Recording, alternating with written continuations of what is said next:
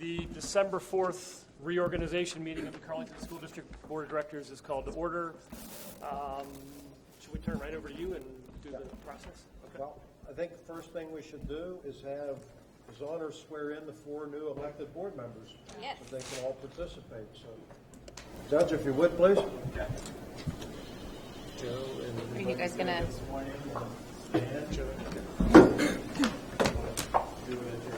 Do you want us to come out? Yeah, go up. Go up. Yeah, go on. Looks better on camera. You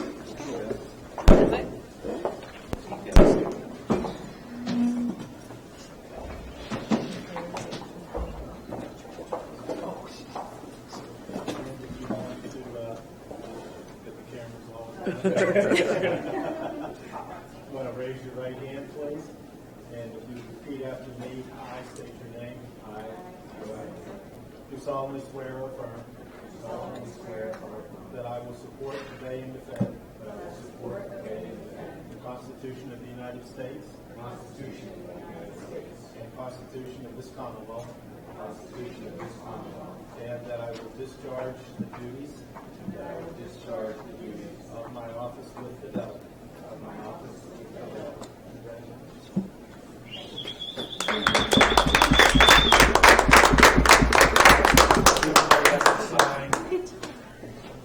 And you'll put your seal on and sign?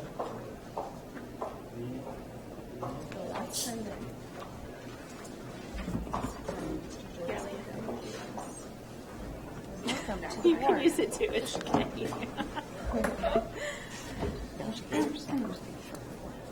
I know. Moving forward.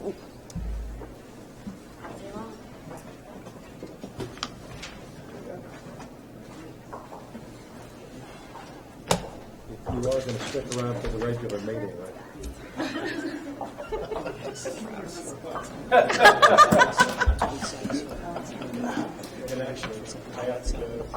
Yeah, we have 3 quotes. CCI, Digital Systems Inc. Like we don't know there's a Steeler game in that. Oh, you'll be in good shape. Thank you. Judge, I have a question. Thank you. I have a question. When does your term expire? I retired at the beginning of this year. My term would have expired on the first Monday of January. I see. So that's when Jack, this term, First of Jan. Congratulations. Thanks again. Thank you. Appreciate you coming. Thank you. Thanks.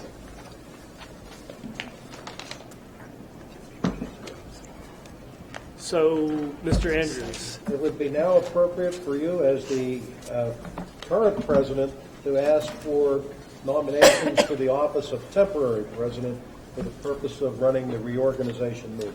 thank you. Does anyone have a nomination for temporary president for next year? How about if I nominate someone then? Marisa, would you be... Oh, thank you very much. So I would like to nominate Marisa as our temporary president for the purpose of reorganization. Would you accept that nomination? Oh, wait. Nope. Are there any further nominations? Hearing none, a recommendation to close the nominations and cast a unanimous ballot in favor of Marisa, Dr. Mendoza would be in order. Do we have such a motion? I so move. Joseph. And I second. Okay. All in favor? Aye. Dr. Mendoza, you are now the temporary president of the Carlynton School District. That's the gavel. Repeal Robert's rules. I want everything done according to Robert's rules.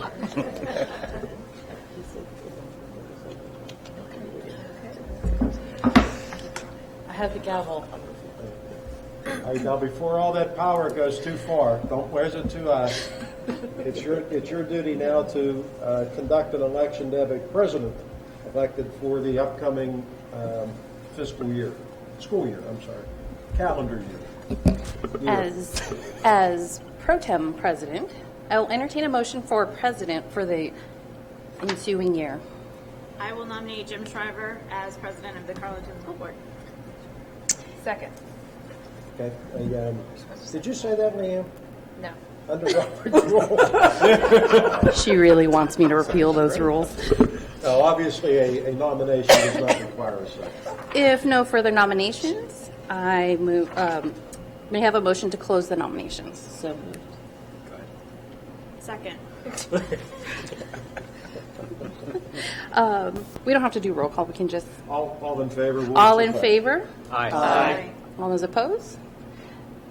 Nothing opposing, the motion passes. Thank you. Congratulations, Thank you. President Shriver. Pass that gavel back up there. Can I keep the bottom? Sure.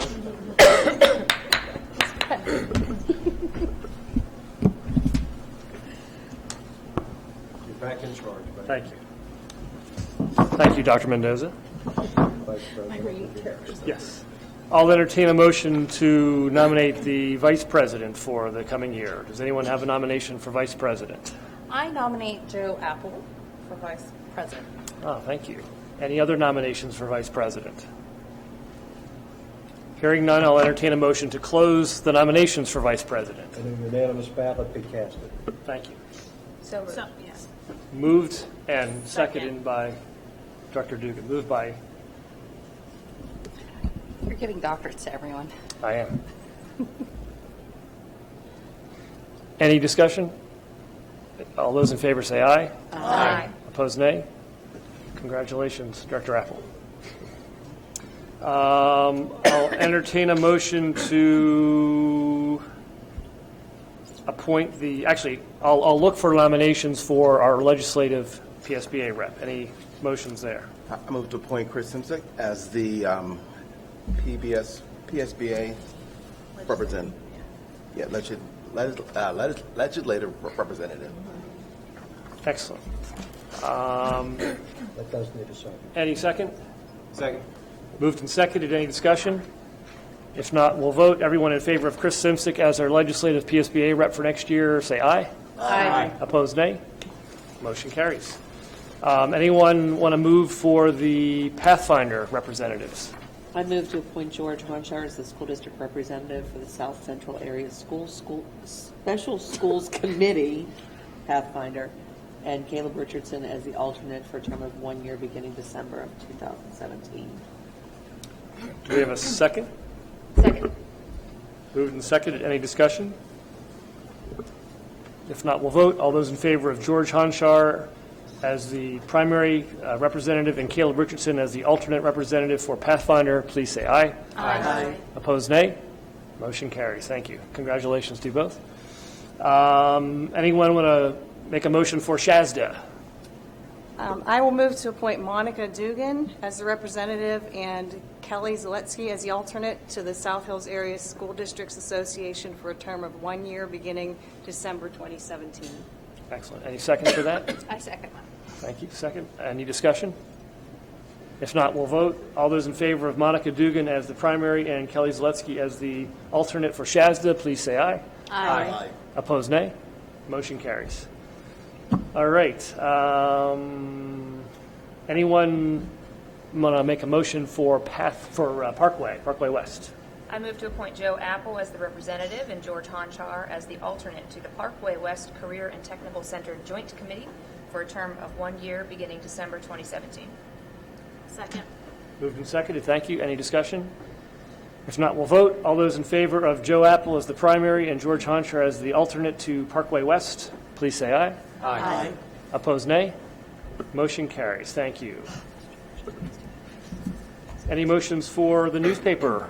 I move to designate the Pittsburgh Post-Gazette, we're just doing just the Post-Gazette, as the official newspaper for legal advertising for the Carlynton School District, and that a newspaper of general circulation be used as necessary.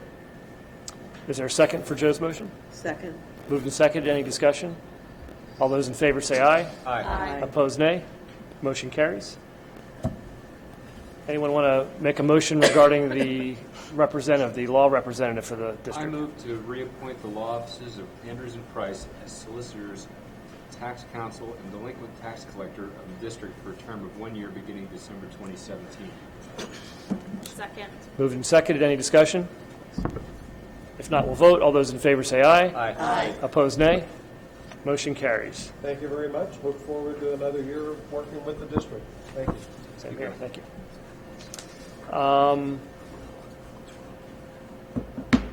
I'll motion that we approve the dates for the board meetings that Dr. Pfeiffer has circulated, January 18 through July 18 as presented.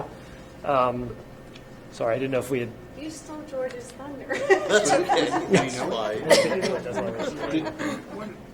He was ready. Were you ready. I apologize, Director George. Hunter was ready. So let me retract my motion. Is there any other motions for the calendar? Yeah, I move to approve option 4 is the executive and public meetings dates for the school board beginning January 2018 through July 2018 as presented.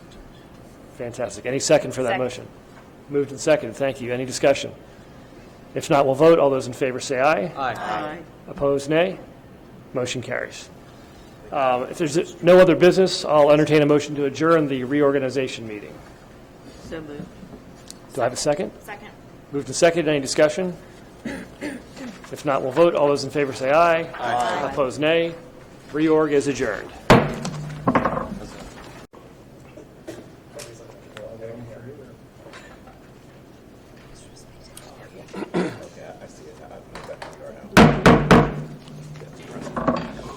The December 4th, 2017 voting meeting of the Carlynton School District Board of Directors is called to order.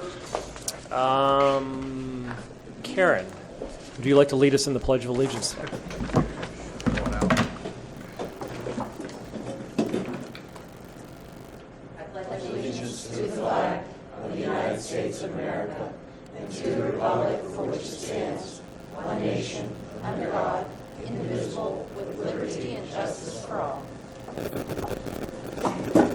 Thank you. Will the secretary call the roll, please? Director Dugan, Here. Director O'Brien, Here. Director Simpson, Here. Director Seletsky, Here. Director Richardson, Here. Director Mendoza, Here. Director Apple, Present. Director Hunter, Here. Director Driver. Here. There's a portion of the meeting at the beginning where we allow members of the public to comment on items on our agenda for the week. Is there anyone in the public that would like to speak on an agenda item? All right, seeing none, we'll move on.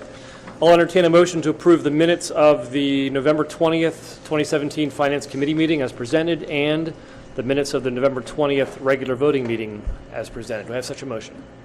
So moved. Moved. Do I have a second? Second. Moved and seconded. Any discussion? If not, we'll vote. All those in favor say aye. Aye. Opposed, nay.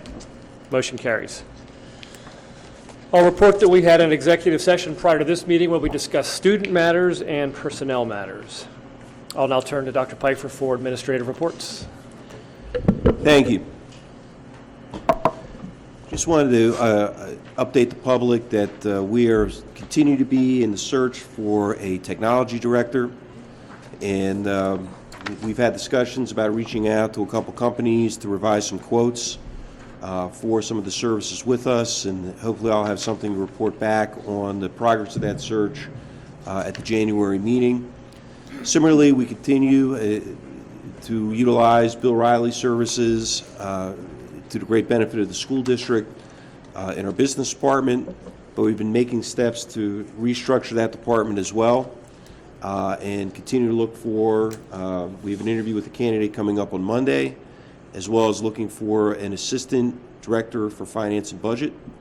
That will help us and then help supervise payroll and work with the business manager or the director of finance and budget in moving ahead as we get to January. And we have to make a decision: do we raise the millage to the index, and do we vote for the exceptions on top of that? And I know Mr. Riley has a positive report to update the board on the current state of our budget. For those of you that were here at the high school over the weekend, it was a stellar performance of Peter Pan. Tyler, I know you were there running the lights and switches in the auditorium, and thank you for your service.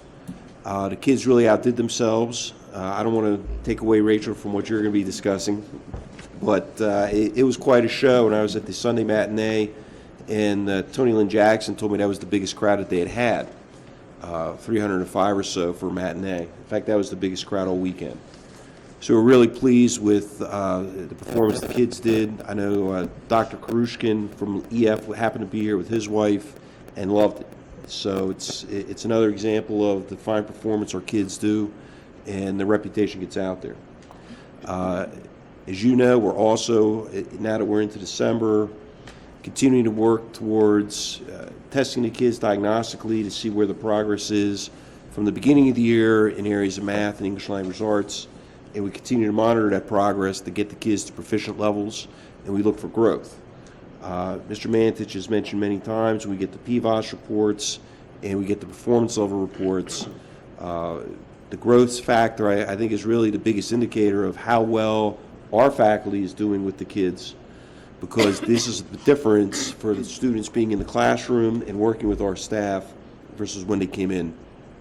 So it's an ongoing process as the year unfolds, but we're always monitoring that to see where we're hitting and where our kids who are struggling in different performance level groups, whether they be special needs, economically disadvantaged, minority students, so we can help provide equity for those kids and bring them all up to performance level, at grade level or above, because that's what we're here for.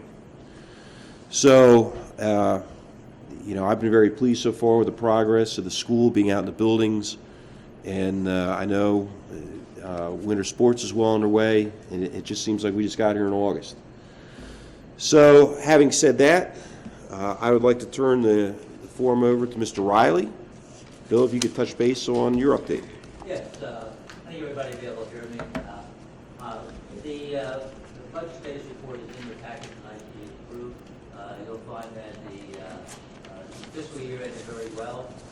The fund balance in terms of starting with the bottom line went down by about $212,000 in round numbers. So your fund balance instead of being closer to $2 million is actually $2.6 million. The total revenue for this past year was $26,327,000. Total expenditures was $26,539,000. Those are the bottom lines on the report. I would say that based on that and what I've seen so far with the budget that was adopted this past June, that the district is in a very solid financial condition overall, because there should be a reduction in the fees and increases going forward. And this doesn't mean that you'll be able to reduce taxes or anything like that. But what I'm indicating is that with the use of the index and the exceptions, you'll be able to start covering all your expenditures and have a balanced budget. And you probably should be looking at doing something in terms of setting aside money for capital projects, so that you can have an ongoing maintenance plan. This is something that I think is very possible from what I see right now. Again, while things are very positive, and these numbers, by the way, were attested to by the CPA firm. I got them through, so we're in agreement with the numbers. I went over the numbers. I came through last week. Matter of fact, the CPA came in on Saturday, not here, but came in the office Saturday to put his final numbers together before he went on vacation for the next 10 days or 2 weeks. So he did get those things on Saturday, and so we're in total agreement on the numbers. So I think, like I say, we're in a very good financial position as far as going through the high increases you've been suffering underneath with the fees increases. So, like I say, you're still going to have to be vigilant in terms of watching your expenditures, because you can only do so much with the revenue. Any questions about this? That's assuming that things stay as they are, as far as returns on the investment feasors and all that sort of stuff. That is an issue. Right now, the market's been very good. Who knows what it's going to be like in the future? When they did the proposal 2 years ago saying that it only had to go to 30%, now it's 35%, I was very skeptical of what could happen. So this guarantee is based on an average 7.5% rate of return on their investments. That could hurt salaries. So, you're right about that. That's why I think you need to have to continue going forward with the exceptions as well as the index, just to get yourself in a financial position. But we do think, in addition, with the health insurance, that'll stay at 3%. I think the health insurance has been very steady. If you look at the healthcare industry, they're not going through any exceptional increases. at this point in time. So they're very stable. There's been a lot of pressure put on them. But again, who knows what happens with some of the other things going on out there in the market with the National Health Care, the Affordable Care Act is actually called, how that could change the marketplace. Bill, can you, There's always a possibility of war. right, Right.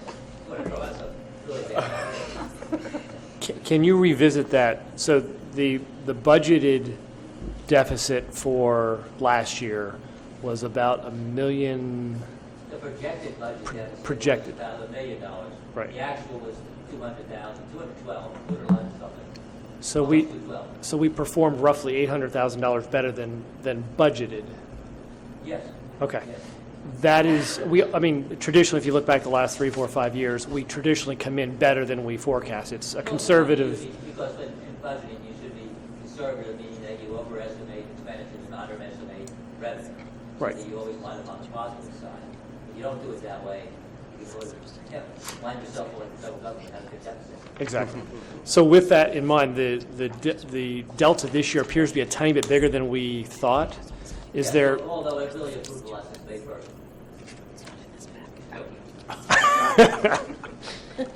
Your ride has been fantastic. I didn't know it was financially beneficial as well, but that's wonderful. Can you attribute it at a very high level? What are a couple of things that drove that? No, I didn't do an analysis yet, so Okay. I don't want to go in there. But I would imagine one of the biggest things was the wages. Okay. I didn't go back and do a comparison to budget to actual yet, because I'm trying to finalize all the reporting to the state at this point in time. With wages, most of our wage would be locked, I would think. Most of it would be fixed where we have. It is and it isn't, because you have a lot of variables in your contract that you pay people for extra duties. Okay. And then you have other things like at this point in time where you pay somebody while they're on leave of absence and you have sort of full-time need to Okay. collect. Okay. So that throws things out of whack. Okay. So unless you know all that ahead of time. Okay. So with a $200,000 deficit, then you're anticipating that next year. Well, when I did and again, that was very preliminary, when I was doing all the work on the budget back in May and June, just to see where you stood, I came up with Kirby's help in terms of some of the figures he gave me, or that he had already put together, to show me where they were. It was probably pretty much, I thought pretty much break-even budget at that point in time, even though on paper it shows conservatively that it was going to be a deficit. Okay. Wonderful. So, again, a lot of it all depends on how everything measures themselves. I haven't seen anything out of the ordinary at this point in time, any extraordinary expenditures. So you're about Okay. halfway through the fiscal year without anything, Yep. without the football, not football, not Okay. So cautious, good news. Yeah, and give credit where credit is due as far as, our administration keeping an eye on costs and Dennis and Gary coming up with ideas to repair things rather than replace and that sort of stuff. So thank you guys. Agreed. Agreed. Yeah. It's excellent news. Thank you. Any other questions for Bill? I'd like to stick with central office and go with Dr. Andler. Not nearly as well as you. But I don't have anything exciting for you guys. I have the numbers. It's always exciting. We like numbers. So these are big child count, which is the December 1st numbers for the year for special education. The state report determines our funding, it determines all of our monitoring. When we come back around for compliance monitoring to the state, those are the numbers they use for compliance to least restricted environments, for our public school enrollment numbers. Basically, this is a big count to make sure that all of our states are in compliance and so forth. It's a really big endeavor between special ed and so Mr. Manfish and I have been working really hard on trying to get everything fine-tuned and matched between e-schools and high-end graders. So I have to report our special ed percentage is down. We were 18.2% last year. We are at 17.9%. The state average is about 16.8%. So when the district was monitored for their compliance monitoring for the 6-year cycle, that was one of the things for corrective action was having better processes in place for identifying students and making sure that that process is followed, so not over-identifying students, but also not under-identifying them as well. And so that was one of the corrective actions that were in place that we didn't close out this summer. In August, I closed that out. Also, too, we are monitored under least restrictive environment. So the goal is to have special education students educated in their own least restrictive environment. And what that means is where the student can find the most success without not putting too many restrictions on them. Ideally, the state likes to see more the number of your students that are outplaced reduced to run from the state average, and also the number of, and it's a percentage broken down by time, 80% of the students' time or more is spent in the regular ed environment. And they also want to see that higher than the state average. Last year, the district reported 52% of their students were receiving special education services, with 80% of them or more in the regular ed. This year, we're reporting 56.7. So we've seen a 4% increase. A lot of that is due to at the high school and junior high level, we do a lot of co-teaching. And so the special ed teachers push in and co-teach with the regular ed. And so that provides another level of service that counts as regular education time. So that co-teaching really helps support the students that educate in a least restricted environment. Dr. Anna, talking about pushing, what do you see as the benefits of pushing in to the classroom as opposed to pulling out? Well, pulling out takes the students away from their general ed peers. It takes that, one, the socialization piece out. Two, you now have created almost a stigma of you're identified as special ed, you're not able to be taught the regular ed, so you're reducing that stigma. Also, two, you have a level of growth that you can see in the co-taught classes by increasing their LRE, their meeting success. Because then also too, with that having that support of that special ed teacher, you also have that content-specific teacher in there as well, helping and forcing that grade level specific, whereas your special education teacher might not have those certifications. They did the state with last year did away with highly qualified. So special education teachers don't have to have that cert anymore. Can you define for the board what highly qualified means? So highly qualification, when you had, when I go back on this, I left behind, they were pushing for all teachers had to be highly qualified, and that meant you had to be certified in the content of what you were teaching. Even and previously, you could have just a special education degree and no content. But then when their time left behind kicked in, they were requiring. I think for a while their teachers were what they call PALS and Bridge, which were steps to getting that content certification. They could be done by passing praxis tests, coursework, and so forth. So you had to have, if you were teaching math, you had to have a math degree, or math certification, and special ed certification. If you were teaching elementary special ed, you had to have an elementary and special education. Now, ESSA last year, federal pulled those requirements to having a highly qualified requirement. So now it's just, you have just a special ed degree and teach any of the special ed classes. So what helps now is you have teachers in the high school teaching high school math that does all the pull out, but not having any degree or support or training or certification to back that instruction.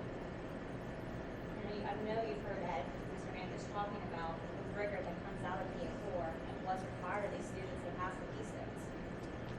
Just because you're a special education student or you're in a pull-out classroom, you still have to take that P6. The only way you can be exempt from that is religious exemptions, not because it's an IEP decision. The state group, we had a training on it last week. That is the only way to get out of a PSSA or PSTEM is religious exemptions. The benefits there is the co-taught is they're getting that exposure to that content that they normally wouldn't have gotten by a trained professional. Now, you've mentioned that it takes place at the high school. Have you seen benefits and growth of the kids at the high school from participating in that? I don't have the numbers in front of me to say yes versus no.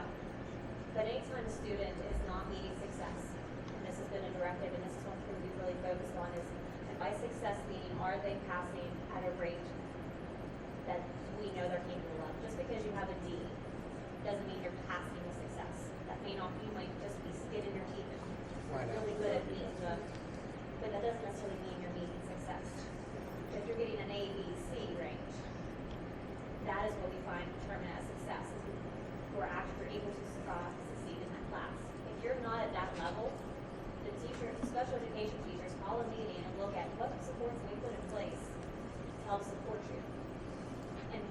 oftentimes, and not very rarely, do we have to pull a kid entirely out of co-taught, pull them into pull-out classes. Because the level of support that's there with the co-taughts, and we also have the paraprofessionals that help support and push in between all those supplementary aids and services, the students are finding success. Now, you mentioned a high school. Are we not doing that at the elementary school? We are. At the elementary, we have a lot more paraprofessionals that can help push in, so that, as opposed to the high school, we only have a handful, I think, like 3 or 4. One to 4. But we're not doing co-taught classes at the elementary, is that correct? Correct. We do have some push in. I know because they craft, we have a couple teachers that do push in, but they do a lot more pull out. And that's something we've looked at. Mrs. Wells and I have talked a couple times about we need to revamp and see if we need to do some more pull outs. Or push in to kind of revamp the restructure. The issue there is the personnel versus the you're trying to do a pull out and a push in number. We only have 2 special education teachers for that service at Grafton. There are only 3 at Carnegie. So personnel wise, you have to, if you want to go to the co-taught model at the elementary, you would need more personnel to do it. Dr. Andler, what would a co-taught model look like? Where you look, you have in the grades, so you read for your math depending on where the needs are based on the student population. Where you have a couple of ways to talk to do it effectively and efficiently. Where you have 2 teachers that are planning together, they're instructing together, they're assessing together, they're both sharing equal responsibility for the instruction of that class. It's not, I'm going into Mrs. Burleson's class as a special ed teacher, and I'm just there acting like a paraprofessional to support. I'm just a guest. Whereas that doesn't fit the model of what that's supposed to be. You don't want a glorified paraprofessional. You want 2 professionals co-taught, co-teaching, planning together, instructing together, sharing ownership in that classroom, and so that you're providing that support. And it really looks well with differentiated instruction. There's really nice things about it. So a portion of the kids would get one set of curriculum and the other portion would get a different? Same curriculum. Same curriculum. Same curriculum. It would be the same standard assigned, standard lines. The difference is the modifications. So what your test might look like would be different than Apple's versus. And 2, another way with differentiated instruction, you can differentiate your content, you can differentiate how you are instructing it, and now also how you're assessing it. So the product that comes out of it. So there's different models you can do within that differentiated instruction model as well as the teaching. Combine those 2 models, you're getting all your learners, and their studies show that it grows not just your bottom kids, your middle kids, but also your upper level kids. And oftentimes that's it's harder to reach and touch, because your upper level kids are kind of already hit that ceiling, and a lot of times you focus on those middle bubble kids. And this way you're able to focus on all your students, not just your low end or middle or your high end. Does our master schedule allow for co-planning? Like, do we have co-planning times for our special ed teachers with our content areas? I'm going to defer to the principals on that part. They have a better knowledge of the schedules than I do, but I do know that they're time in the morning, I do that there are teams that do like to co-plan together. I just know that's such an integral part. It is. You have to make sure that you have that time allotted for that. That co-planning piece is crucial. And what's nice, the high school level, I know they do that on their own a lot of times as well. Regardless if it's in the schedule or not, they will find time to work it out. That's my fluff. Thanks. Oh, I have another. I'm sorry, one more. So I'm just curious. The state, where do they come up with the state? Like, I see that they're following the average as far as the percentage of students with a special ed, with an IEP. Are they looking like longitudinally, or are they really? What they do is they take every district's child count numbers. Now, of course, this does not count our own students that are in residential treatment facilities. Other agencies who fund that. And we have a handful of kids that are in those types of facilities. What the state does, it takes all the students in all the schools, all school age students, then takes all the students identified with special education and their child count, and that's where they get their number from. So they're really putting. Do they not recognize if there's a trend in? Okay. No. And there's then a penalty or an action. Wow. Yeah, regardless, you could have, like this year, as a district, we had quite a few students who moved into the district that were already at out-of-district placements based on their IEP, and we were required to implement them. it seems like that naturally penalizes the districts that do a good job offering special education services because you might attract more students who have those needs. Interesting. And it's really hard sometimes because you have such placements that require such a Pathfinder or a Watson that require that intense level of service that the school districts just aren't able to provide. So, and that's the important side of things. Thank you. Thanks. Thank you. I'd like to go now to Mrs. Burleson. Start the trend. So, I feel as if I'm not as kind of serious as my last two. So, I wanted to share the great things happening in Grafton. All of you are invited to any of these wonderful things happening. A lot of festive events coming up, right? So next week, our floor sponsor here at the high school. So if you're bored, I went to it last year and I brought my kids. And it was so fantastic. It was a great time. The kids did a wonderful job. I skipped over our sing-along, so you're more than welcome to even come into the school and sing. We do kind of a karaoke. Carnegie does it as well. And that's at 1 o'clock, and it's a tradition that has happened even before I came. So we carried it through, and the kids loved it and still do. And then the band concert is on the 20th.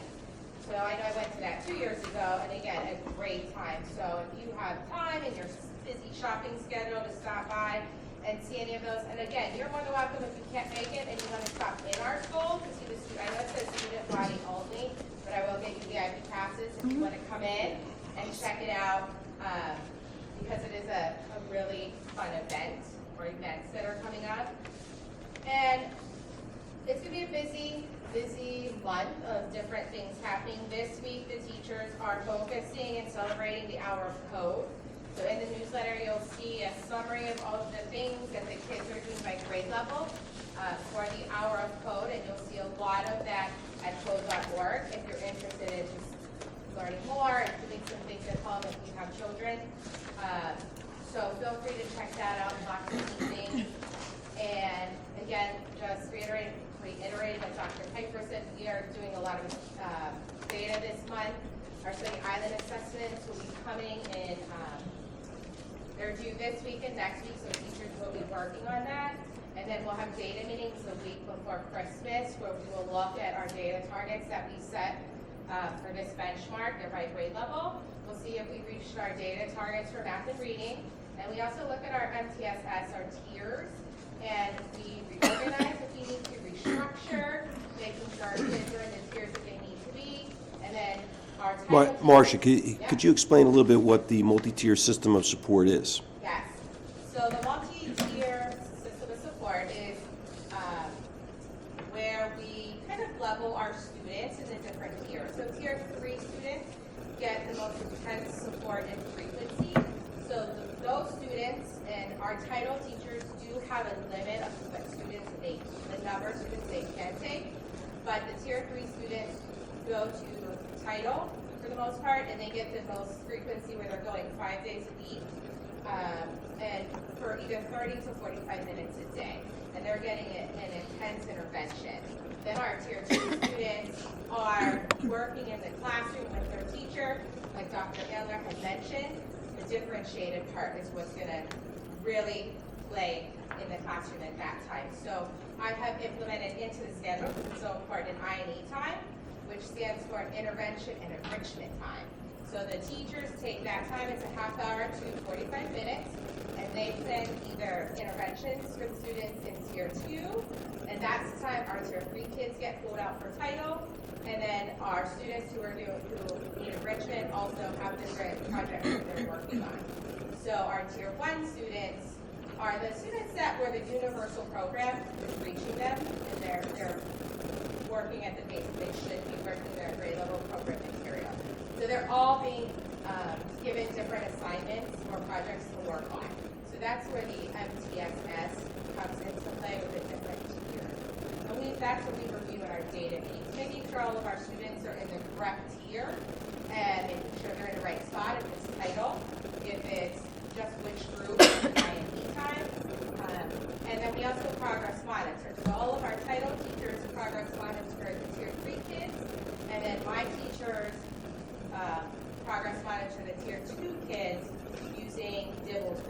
deductible SNAP, because they're also tiered differently according to the content area. So we then look at that and make sure we're seeing the growth, like Dr. Piper had mentioned, and we really do see, I mean, sometimes it's small growth, but we have to celebrate the small successes, and then we keep going with that intervention. If we don't see the growth, then that's when the tiers are moved either to tier 3. Sometimes it's a process of starting ESAP, or we call it AIM, which is just being more intense, bringing in Rebecca Braithwaite, looking at it, especially like special ed might be something that we want to look at in the future. So that is something we're working on this week and get it in before the holidays. And then we'll have one more benchmark before PSSAs, just give us that last kind of like a dipstick to see where the proficiency level of our students will be. And it gives us kind of it's a pretty good predictor of the PSSAs at the end. So fun, but we work hard, we play hard. So, any questions? Good, thank you. Thanks. And I'd just like to point out for the board as well, two things.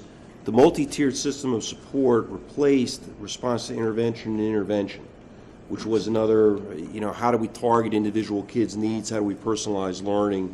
So when you hear MTSS, that's replaced with, we would say in these reports, is RTI or RTII. The other thing that Marcia mentioned, we always talk about identifying kids by need and how we can get them to perform up to grade level, but she also talked about enrichment, and we've been having discussions about acceleration. And we're in exploratory stages of what can we do for those kids who maybe are already mastering content level at grade level, but what can we do to get them farther ahead, to really challenge them beyond the gifted program?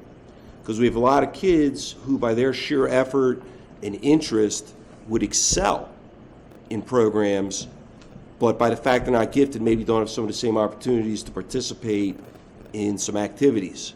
And we're looking at ways to how we can meet the needs of all the kids and look at acceleration. So this is very preliminary, but I just want to make the board aware, Marcia, since you talked about it with enrichment, acceleration is something we're looking at and visiting other schools. Dr. Andler went to Quaker Valley and had some discussions. So we want to see some models of acceleration so we can better meet the needs, the multi-tiered needs of all our kids. And I'd like to bring Rachel Gattuso up because I'd like you. Coming up tomorrow night is the choral concert. It's the winter choral concert. On the 14th is the winter band concert, and then as Mrs. Burleson mentioned, Breakfast with Santa is this Saturday from 8 to 12. We're always looking for ways to reach out and support our community. All the money and all the proceeds from that event goes to our backpack program, which provides food to some of the more underprivileged families over the course of this year. So that's going to something